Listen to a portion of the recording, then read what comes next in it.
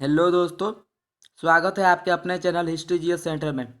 दोस्तों, हम भूगोल का पूरा किताब खत्म कर चुके हैं। दोस्तों, आज हम पढ़ेंगे एक नंबर का जितना भी एमसीक्यू है, भूगोल का एक नंबर का जितना भी एमसीक्यू है उस सबको हम क्या करेंगे, आज देखेंगे। ठीक है दोस्तों, अगर आप भूगोल में 100 में से अगर सामाजिक विज्ञान में 100 में से 100 नंबर लाना चाहते हैं तो इस वीडियो को पूरा देखें।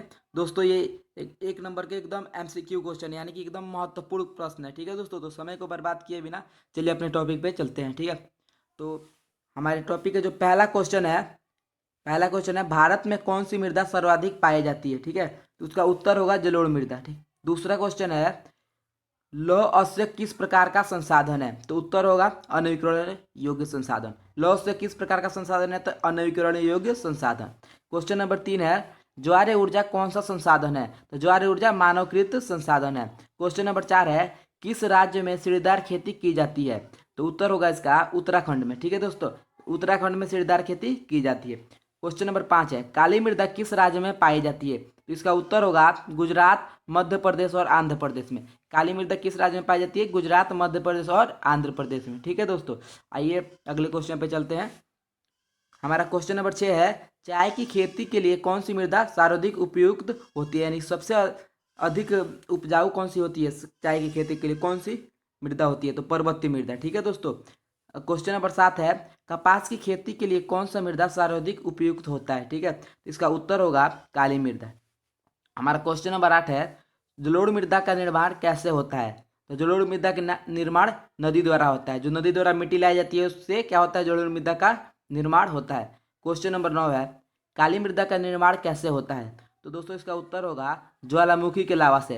काली मृदा का निर्माण कैसे होता है, ज्वालामुखी के लावा से। ठीक है दोस्तों, क्वेश्चन नंबर 10 है पर्वतों पर मृदा अपरदन का साधन क्या है। जो पर्वत है उन पर मृदा अपरदन कैसे होता है, किस कारण से होता है दोस्तों, किस कारण से होता है पर्वतों पर मृदा अपरदन, तो हिम नदी के कारण से। ठीक है दोस्तों, अगर हिम नदी पिघलता है तो वो अगर अपने साथ पानी लेकर आता है तो क्या होता है, मिट्टी का कटाव होता है। अगला क्वेश्चन नंबर 11 देख लेते हैं। तो पंजाब में भूमि निम्नीकरण का क्या कारण है, तो पंजाब में भूमि निम्नीकरण का कारण है अत्याधिक सिंचाई, यानी अधिक सिंचाई करने से क्या होता है, भूमि निम्नीकरण होता है पंजाब में। क्वेश्चन नंबर 12 है लाल पीली मृदा कहाँ पाई जाती है, तो लाल पीली मृदा दक्कन के पठार में पाई जाती है, आंध्र प्रदेश में पाई जाती है, कर्नाटक में पाई जाती है, छत्तीसगढ़ में पाई जाती है और उड़ीसा में पाई जाती है। क्वेश्चन नंबर हमारा 13 है पुनः चक्र संसाधन का नाम लिखे, यानी कि एक पुनः चक्र संसाधन का नाम लिखे, तो हमारा पुनः चक्र संसाधन कौन सा है, लोहा है। क्वेश्चन नंबर 14 व्यक्तिगत संसाधन का नाम लिखे, तो व्यक्तिगत संसाधन कौन कौन से है, बागान है, चारागाह है, भूमि है। व्यक्तिगत यानी कि एक पर्सनल व्यक्ति का जो संसाधन हो। ठीक है दोस्तों, क्वेश्चन नंबर 15 है भारत के जीव संरक्षण क्षेत्र का नाम लिखिए, तो इसका उत्तर होगा नंदा देवी जीव संरक्षण क्षेत्र, जो कहाँ है, उत्तराखंड में है। ठीक है दोस्तों, क्वेश्चन नंबर 16 है भारत में कितनी वन्य जीव उपजातियां पाई जाती है, तो भारत में लगभग 81,000 वन्य जीव उपजातियां पाई जाती है। तो दोस्तों भारत में कितनी उपजातियां पाई जाती है, लगभग 81,000 वन्य जीव उपजातियां पाई जाती है। क्वेश्चन नंबर 17 है हमारा कि एक संकटग्रस्त जीव का नाम लिखें, यानी कि संकटग्रस्त जीव का एक नाम लिखें, तो संकटग्रस्त जीव कौन सा है, गेंडा है। क्वेश्चन नंबर 18 है बक्सा टाइगर रिजर्व किस राज्य में है, जो बक्सा टाइगर रिजर्व है वो किस राज्य में है, तो कहाँ है, पश्चिमी बंगाल में है। ठीक है दोस्तों, देखते हैं क्वेश्चन नंबर 19। हमारा क्वेश्चन नंबर 19 है भारत में वन्य जीव संरक्षण अधिनियम कब लागू हुआ, तो दोस्तों इसका उत्तर होगा 1972 ईस्वी में। भारत में जो वन्य जीव संरक्षण अधिनियम है कब लागू हुआ, 1972 ईस्वी में। क्वेश्चन नंबर 20 चिपको आंदोलन की शुरुआत किसने की थी, दोस्तों चिपको आंदोलन की शुरुआत सुंदरलाल बहुगुणा ने की थी। चिपको आंदोलन की शुरुआत किसने की थी, सुंदरलाल बहुगुणा ने। ठीक है दोस्तों, क्वेश्चन नंबर 21 है भारत में कुल कितने प्रतिशत भूभाग पर वन पाए जाते हैं, यानी कि जो भारत में जो कितने परसेंट क्षेत्र में क्या पाया जाता है, वन पाया जाता है, तो 21%, 21.05%। कितने परसेंट पे है दोस्तों, 21.05% पर। ठीक है दोस्तों, क्वेश्चन नंबर 22 है सुंदरवन राष्ट्रीय पार्क किस राज्य में है, तो उसका उत्तर होगा पश्चिमी बंगाल। ठीक है दोस्तों, क्वेश्चन नंबर हमारा 23 है चिपको आंदोलन किस से संबंधित है, यानी चिपको जो आंदोलन है वो किस से संबंधित है, तो हमारा उत्तर होगा इसका वन संरक्षण से। ठीक है दोस्तों, वन के बचाव से संबंधित है चिपको आंदोलन। अगला है क्वेश्चन नंबर 24, यानी कि भारत में कुल कितने वनस्पति जात पाए जाते हैं, यानी वनस्पति की कितनी प्रजातियां पाई जाती है भारत में, तो कितनी पाई जाती है, 47,000। भारत में नवीन राष्ट्रीय जल नीति की घोषणा कब हुई, तो सन 2002 में हुई। दोस्तों जो भारत में नवीन राष्ट्र जल नीति की घोषणा कब हुई? 2002 में हुई। ठीक है दोस्तों। क्वेश्चन नंबर 6, भारत में केंद्रीय जल आयोग की स्थापना कब हुई? दोस्तों भारत में केंद्रीय जल आयोग की स्थापना कब हुई? 1945 ईस्वी में। क्वेश्चन नंबर 27 है, उत्तर प्रदेश की सबसे बड़ी नदी घाटी परियोजना कौन सी है? तो रिहंद नदी घाटी परियोजना है दोस्तों। उत्तर प्रदेश की सबसे बड़ी नदी घाटी परियोजना कौन सी है? तो रिहंद नदी घाटी परियोजना। ठीक है दोस्तों। अगला है क्वेश्चन नंबर 28। तो क्वेश्चन नंबर 28 है, हीराकुंड बांध किस नदी पर बनाया गया है? तो हीराकुंड बांध जो है ये कहाँ बनाया गया है? महानदी पर बनाया गया है। क्वेश्चन नंबर 29 है, नागार्जुन योजना किस नदी से संबंधित है? तो कृष्णा नदी से संबंधित है। दोस्तों नागार्जुन योजना किस नदी से संबंधित है? कृष्णा नदी से संबंधित है। क्वेश्चन नंबर 30 है, टिहरी बांध परियोजना किस नदी पर बना है? दोस्तों तो जो टिहरी बांध परियोजना है वो भागीरथी नदी पर बना है। किस नदी पर बना है? भागीरथी नदी पर बना है। क्वेश्चन नंबर 31 है, रिहंद बांध परियोजना किस में स्थित है? यानी किस राज्य में स्थित है? ठीक है दोस्तों, जो रिहंद बांध परियोजना है वो किस राज्य में स्थित है? तो किस राज्य में स्थित है? उत्तर प्रदेश में। ठीक है दोस्तों। अगला है क्वेश्चन नंबर 32, भाखड़ा बांध किस नदी पर स्थित है? तो सतलुज नदी पर स्थित है। जो ये सतलुज नदी ये कहाँ पे है? पंजाब में है दोस्तों। सतलुज नदी कहाँ पे है? पंजाब में। क्वेश्चन नंबर 33 है, हीराकुंड बांध किस राज्य में स्थित है? तो जो हीराकुंड बांध है वो उड़ीसा में स्थित है। किस राज्य में स्थित है? उड़ीसा में स्थित है। ठीक है दोस्तों। क्वेश्चन नंबर 34 है, सलाल बांध किस नदी पर स्थित है? तो जो सलाल बांध है वो चिनाब नदी पर स्थित है। क्वेश्चन नंबर 35 है, दामोदर घाटी परियोजना किस राज्य में स्थित है? तो दोस्तों जो दामोदर घाटी परियोजना है वो पश्चिमी बंगाल और झारखंड के स्थित है। ठीक है दोस्तों। कहाँ स्थित है? पश्चिमी बंगाल और झारखंड में स्थित है। ठीक। अगला हमारा है क्वेश्चन नंबर 36 है। क्वेश्चन नंबर 36 यानी कि भारत की दो रेशेदार फसलों के नाम लिखे। क्वेश्चन नंबर 36 क्या है? भारत की दो रेशेदार फसलों के नाम लिखे। तो दो रेशेदार फसलें कौन सी होगी? कपास और जूट। कौन कौन सी होंगी? कपास और जूट। क्वेश्चन नंबर 37 है, भारत की दो नकदी फसलों के नाम लिखिए। तो भारत की जो नकदी दो फसल है वो कौन सी है? कपास है और गन्ना है। ठीक है दोस्तों। क्वेश्चन नंबर 38 है, भारत की दो व्यापारिक फसलों के नाम लिखिए। तो जो व्यापारिक फसलें हैं वो कौन कौन सी है? चाय है और जूट है। क्वेश्चन नंबर 29 है, भूदान आंदोलन किसके द्वारा आरंभ किया गया था? दोस्तों तो ये बता दें हम आपको कि जो भूदान आंदोलन है वो आचार्य विनोबा भावे के द्वारा क्या किया गया था? शुरुआत किया गया था, यानी आरंभ किया गया था। किसके द्वारा? आचार्य विनोबा भावे के द्वारा। ठीक है दोस्तों। ये एमसी बहुत ही जरूरी क्वेश्चन है, इसको आप नोट में लिख लीजिएगा। दोस्तों साथ ही साथ आप क्वेश्चन का नोट करते चलिए, कॉपी और पेन उठाकर। ठीक है दोस्तों, कॉपी पेन पे नोट करते चलिए साथ ही साथ, ऐसे आपको याद भी रहेगा। झूम खेती किस राज्य में की जाती है? दोस्तों जो झूम खेती है वो मिजोरम में की जाती है। ठीक है। क्वेश्चन नंबर 41 है, बायोडीजल की फसल कौन सी है? तो जटरोफा है। ठीक है दोस्तों। जो बायोडीजल की फसल कौन सी है? जटरोफा। कौन सी है? जटरोफा। क्वेश्चन नंबर 42 है, ऑपरेशन फ्लड किससे संबंधित है? जो ऑपरेशन फ्लड है वो किससे संबंधित है? तो दुग्ध उत्पादन, यानी कि दूध उत्पादन में वृद्धि के लिए क्या किया गया था? ऑपरेशन फ्लड चलाया गया था। ऑपरेशन फ्लड को क्या कहा जाता है दोस्तों?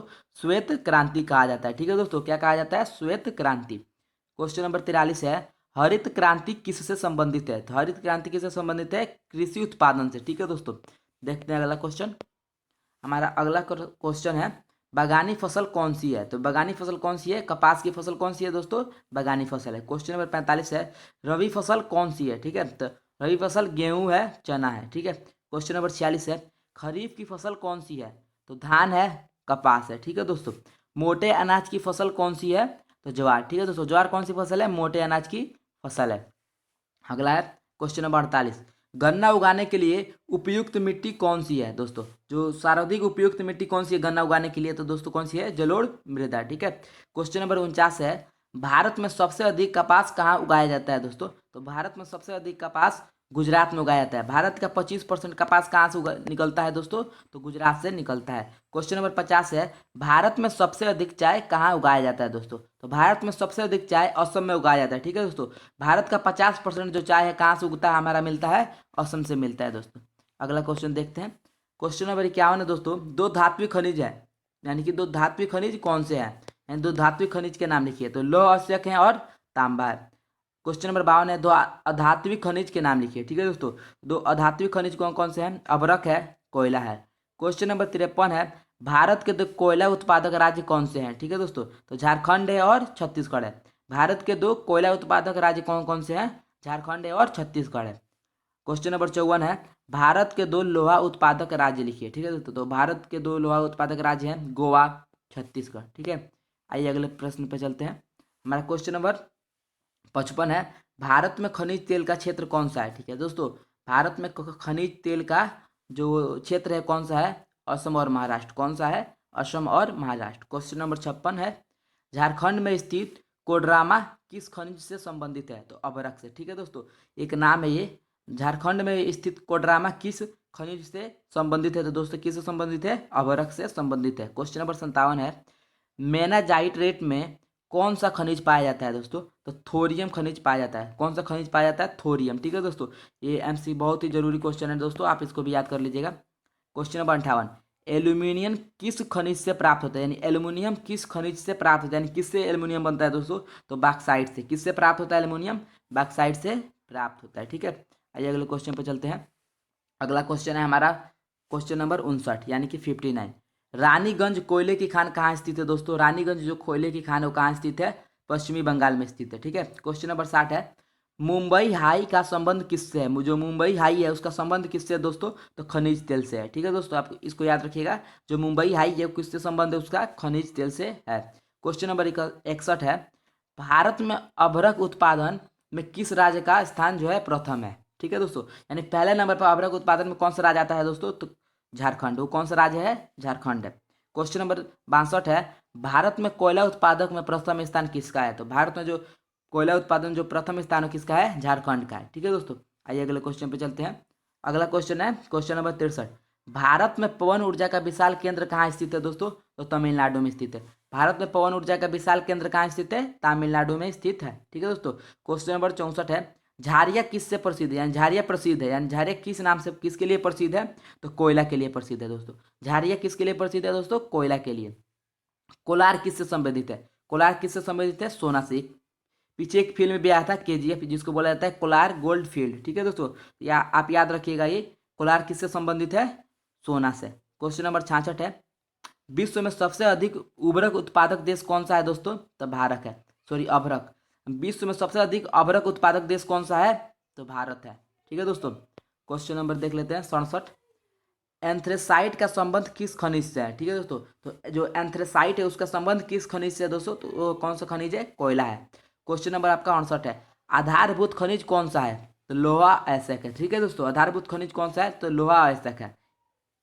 अगला है क्वेश्चन नंबर 69, कोरवा किसके लिए प्रसिद्ध है, कोरवा, तो कोरवा कोयला के लिए प्रसिद्ध है दोस्तों। किसके लिए प्रसिद्ध है, कोरवा कोयला के लिए प्रसिद्ध है। क्वेश्चन नंबर 70 है, हेमेटाइट का संबंध किस खनिज से है, तो लौह आवश्यक से। हेमेटाइट का संबंध किस खनिज से है, तो लौह आवश्यक से। ठीक है दोस्तों, क्वेश्चन नंबर 71 देख लेते हैं।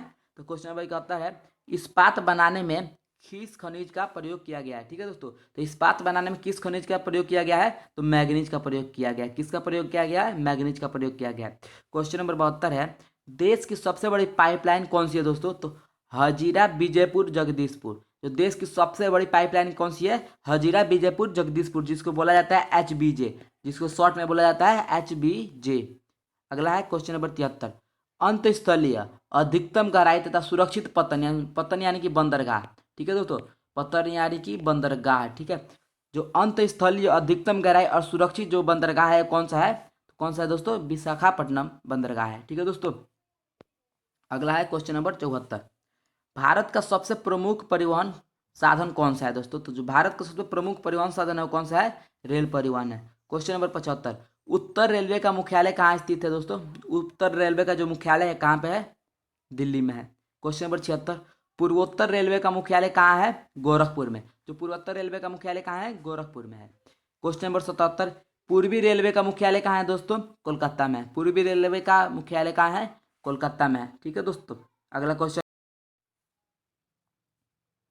क्वेश्चन नंबर 78, भारत का सबसे लंबा राष्ट्रीय राजमार्ग कौन सा है दोस्तों, तो वो है NH यानी कि नेशनल हाईवे। NH यानी कि नेशनल हाईवे।